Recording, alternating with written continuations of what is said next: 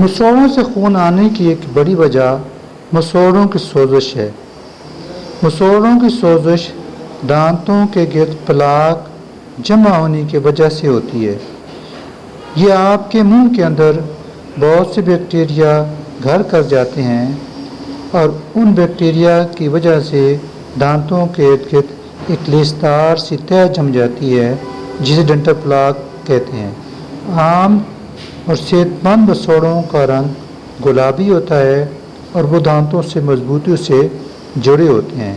مسوڑوں کی سوزش کی ابتدائی مراحل میں آپ اپنے مسوڑوں میں لالی اور معمولی سوجن دیکھ سکتے ہیں۔ اگر یہ جاری رہتا ہے تو مسوڑوں سے خون برش کے دوران یا بعض اوقات بے ساختہ یعنی خود بخود جاری ہو جاتا ہے۔